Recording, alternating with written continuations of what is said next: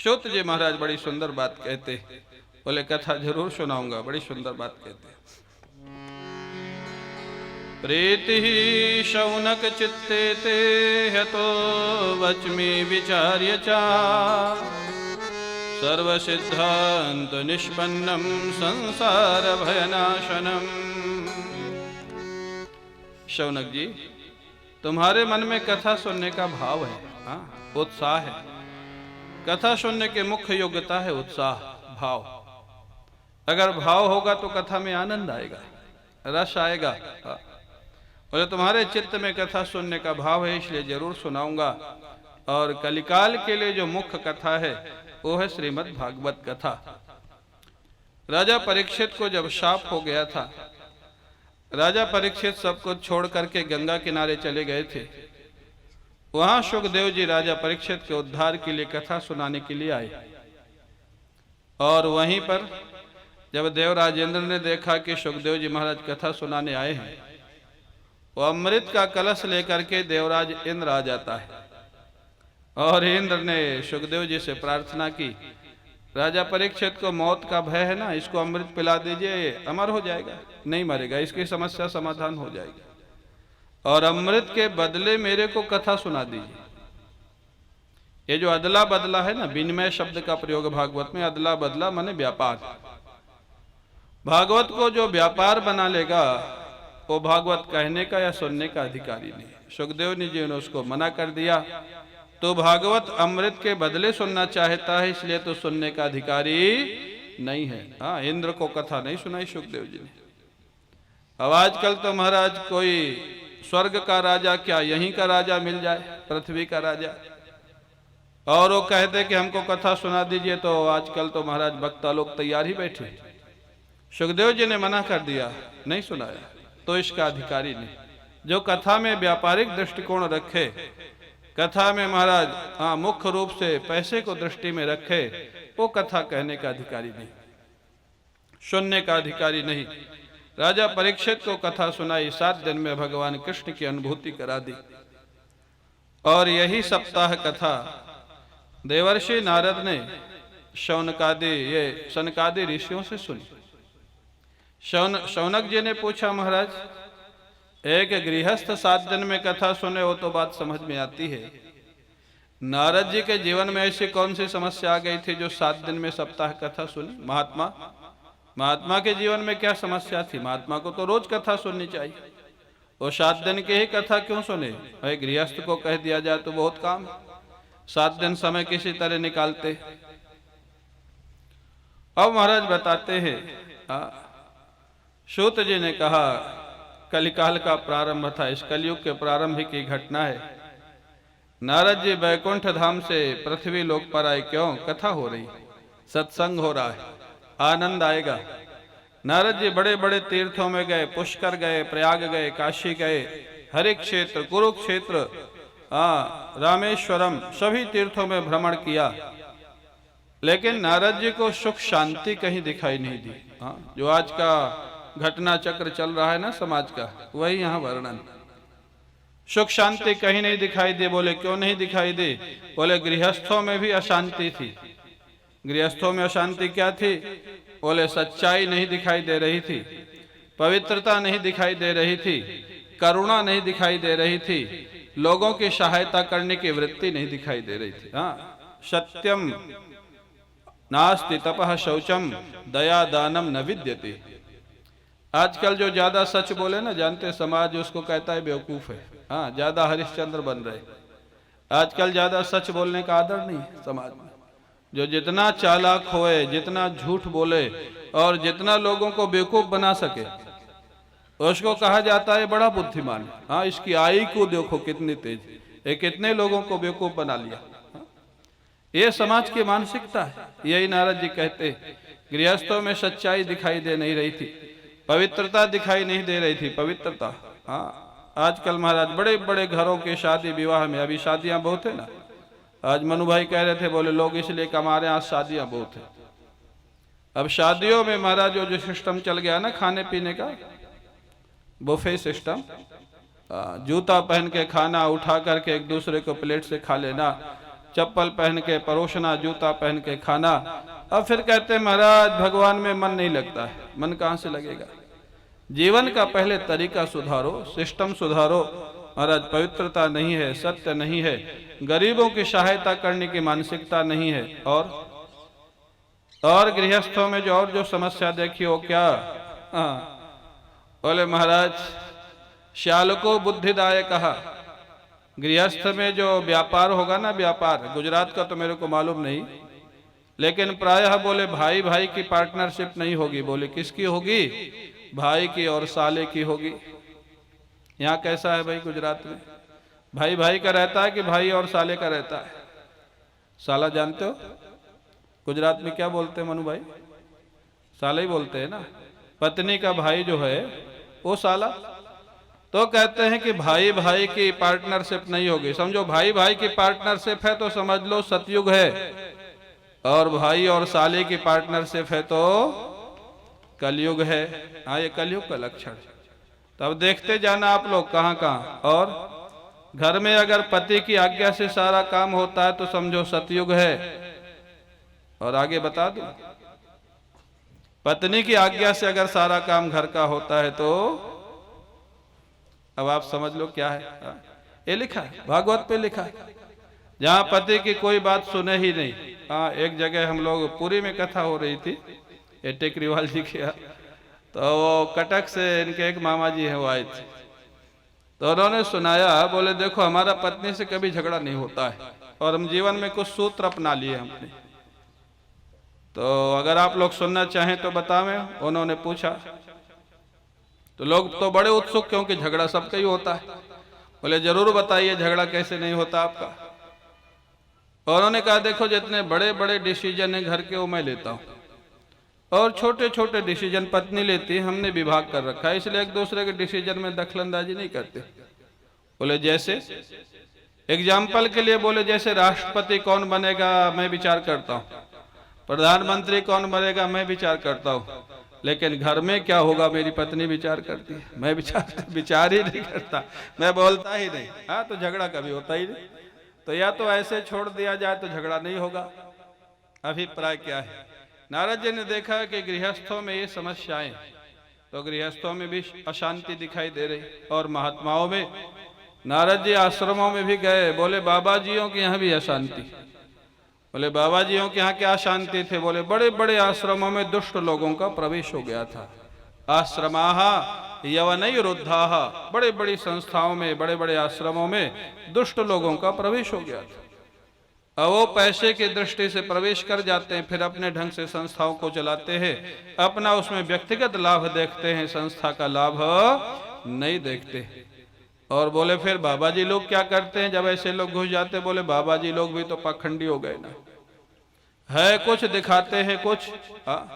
महात्मा लोगों में महाराज अब आजकल तो पब्लिक भी इतनी भोली है, अब भोली कहूं या ना समझ कहूं, कोई भी प्रवचन करने लग जाए उसको संत कह देंगे, बाबा जी कह देंगे।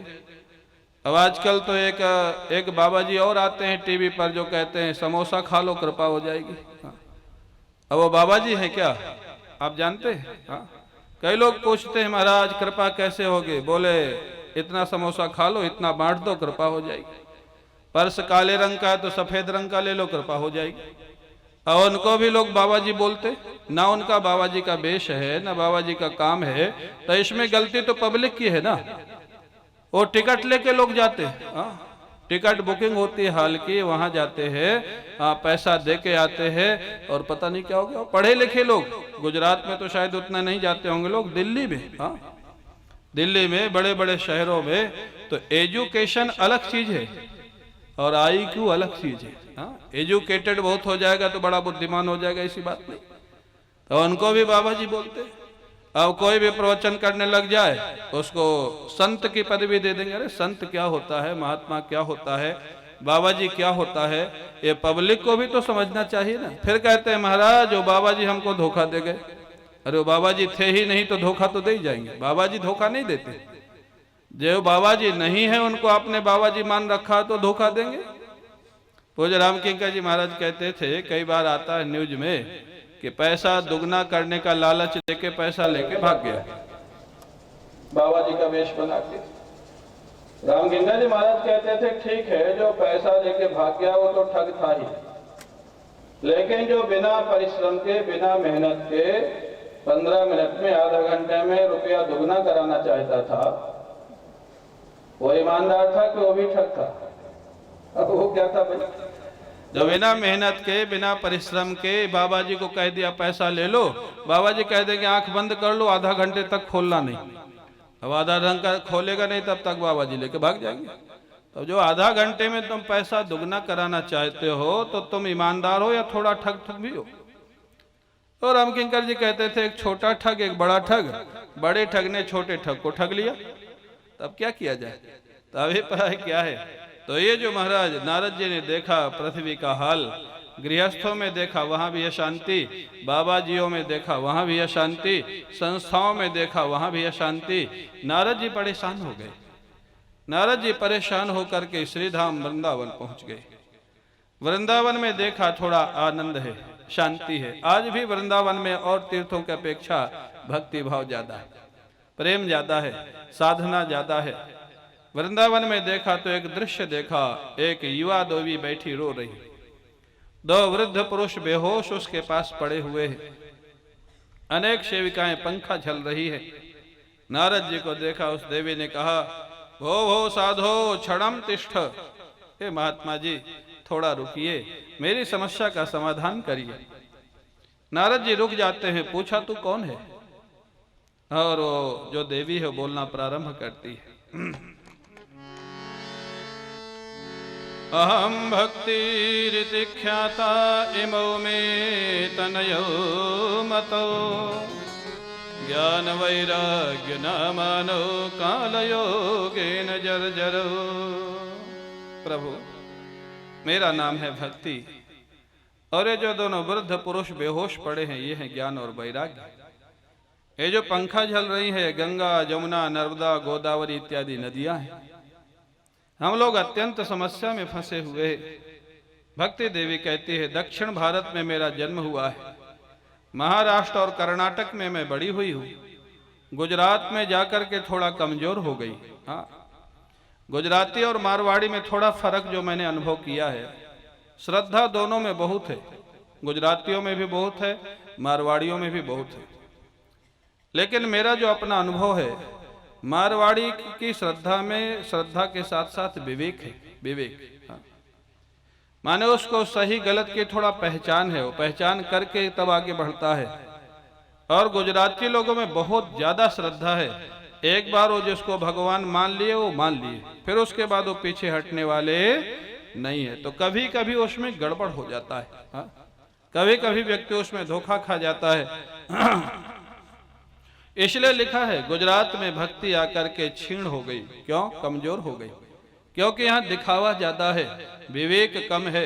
अब उसके बाद भक्ति कहती है मैं वृंदावन पहुंची, वृंदावन में महाराज जाकर के युवा हो गई, लेकिन ज्ञान वैराग्य बूढ़े पड़े हैं, अब मैं क्या करूं?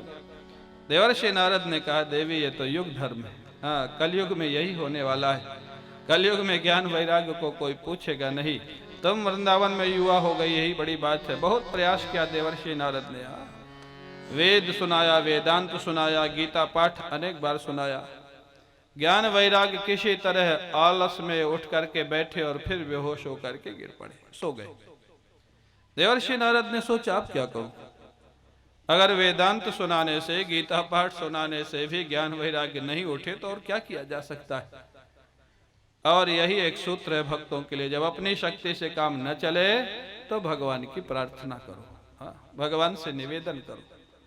देवर्षि नारद ने भगवान को प्रार्थना की। आकाशवाणी होती है एतदर्थम तु सत्कर्म सुरर्षे त्वं समाचर। देवर्षि नारद, ज्ञान वैराग्य को चैतन्य करने के लिए तुम सत्कर्म का अनुष्ठान करो। सत्कर्म, सत्कर्म क्या है महाराज? बोले श्रीमद् भागवत का श्रवण, ये तुमको महात्मा लोग बताएंगे। नारद जी महाराज चले महात्माओं की खोज में, जानते हैं ऐसा महात्मा उस समय भी हरिद्वार ऋषिकेश में भी नहीं मिला, बद्रिकाश्रम में जाकर के शनकादियों से मिलना हुआ। शनकादियों ने नारद जी को बड़ी प्रशंसा की, धन्य हो नारद, लोग तो अपने दुख से दुखी होते हैं और संत दूसरों के दुख से दुखी होता है, यही फर्क है। पर दुख द्रवई सुसंत पुनीता। नारद जी को अपना कोई कष्ट नहीं था, समाज इतना तनावग्रस्त है, समाज में इतना दुख है, ये नारद जी को कष्ट था। शनकादियों ने कहा भागवत का अनुष्ठान करो, भागवत श्रवण करो, ज्ञान वैराग्य चैतन्य हो जाएंगे। भागवत का अनुष्ठान होता है हरिद्वार में गंगा जी के किनारे। क्यों? अनुष्ठान ऐसी जगह करो जहां लोगों में कथा सुनने का भाव हो, कथा सुनने का प्रेम हो, लोगों में रुचि होए। अब महाराज गंगा किनारे अनुष्ठान हुआ, कथा का समाचार सुन करके ज्ञान वैराग्य, नाचते हुए गाते हुए कथा में आ गए। कथा का समाचार सुन करके, कथा नहीं सुनी। जैसे किसी में महाराज आप कहेंगे समाचार सुन के ताकत कहां से आ गई? आपका बेटा बहुत दिन से विदेश से ना आया हो और आप वृद्ध हो गए हो, कमजोर हो गए हो, वो आपको बिना बताए अचानक बड़ौदा एयरपोर्ट आ जाए और एयरपोर्ट से फोन करे कि मैं आ गया हूं, तो आपके वृद्ध शरीर में ताकत का संचार हो जाएगा कि नहीं हो जाएगा? बताओ भाई। हाँ ना आपको बोलना है, बाकी तो मैं बोलूंगा। हाँ ना बोलना आपका जुम्मे है और बाकी कथा बोलना मेरे जुम्मे।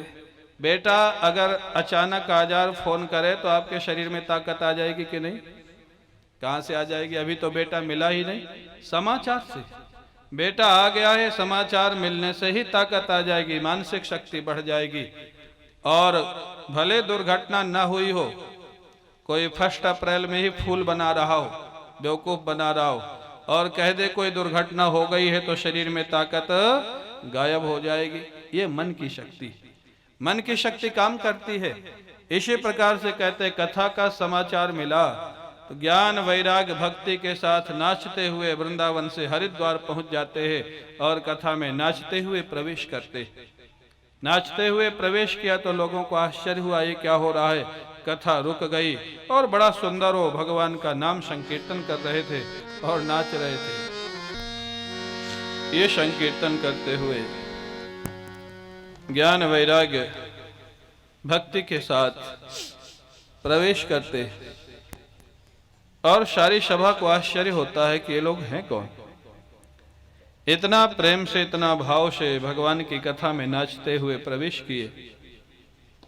अब महाराज पूछा गया, भक्ति ने कहा आपके कथा के समाचार से मेरा पोषण हुआ है, हम लोग स्वस्थ हुए हैं, लेकिन एक कलयुग आ गया, कलयुग।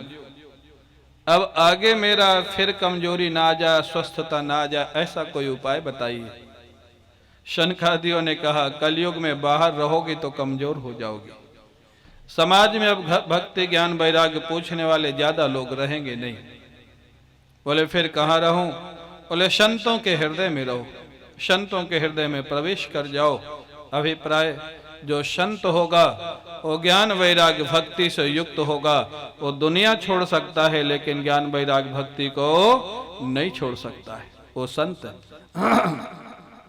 ज्ञान वैराग्य भक्ति तीनों महात्माओं के हृदय में प्रवेश कर जाते। आप कहेंगे ज्ञान वैराग्य भक्ति क्या केवल महात्माओं के लिए होते? नहीं, सबके लिए। नरसिंह मेहता गृहस्थ थे, तुलसीदास जी महाराज गृहस्थ थे, महाराज अम्बरीश गृहस्थ थे, ध्रुव जी गृहस्थ थे। ज्ञान वैराग्य भक्ति इनके जीवन में था तो गृहस्थ आश्रम भी अच्छा चलता था और भगवान का भजन भी अच्छा होता था। ज्ञान वैराग्य भक्ति का मतलब क्या है? भक्ति माने भगवान के भजन में रस आना, भगवान के भजन में प्रेम हो जाना, रस आना, नाम जप में, भगवान की कथा में, भगवान के कीर्तन में, इसका नाम भक्ति, भजनम भक्ति। और वैराग्य क्या है? बोले जब भगवान से प्रेम बढ़ेगा तो दुनिया से थोड़ा प्रेम कम होने लग जाएगा, अनासक्ति होने लग जाएगी, इसका नाम वैराग्य है। संसार के व्यवहार में अरुचि हो जाए, रुचि कम होने लग जाए संसार के प्रति, इसका नाम वैराग्य है। और ज्ञान क्या है? बोले जिनका तुम भजन करते हो, जैसे गुजरात में तो पुष्टि मार्ग बहुत है ना, लाला की सेवा, वल्लभ संप्रदाय, तो लाला की सेवा तो आप करते हो, लेकिन लाला कहता क्या है ये भी कभी सुनते हो? वही भगवान कृष्ण ने तो भगवत गीता का उपदेश किया, जिनकी आप सेवा करते। तो लाला की सेवा खूब करते हो, लेकिन लाला कहते क्या है ये नहीं सुनते हो, तो लाला खुश होगा क्या? नहीं होगा। तो इसलिए हाँ, उनकी सेवा भी करो और वो आज्ञा करते हैं क्या करते हैं ये भी सुनो। तो उनकी आज्ञा का पालन करना, श्रवण करना, ये है ज्ञान। संसार से अनासक्ति हो जाना, ये है वैराग्य। और भगवान के भजन में रस आना, ये है भक्ति। तो ये केवल महात्माओं के लिए नहीं, ये तो गृहस्थों के लिए भी आनंददायक है। महात्माओं के हृदय में तीनों प्रवेश कर जाते हैं, महात्माओं के हृदय प्रसन्न हो जाते हैं, चेहरे खिल जाते हैं, और तीनों के आने के बाद उनके हृदय में भगवान का प्राकट्य हो जाता है। बोलिए भक्तवत्सल भगवान की, भक्तवत्सल भगवान की।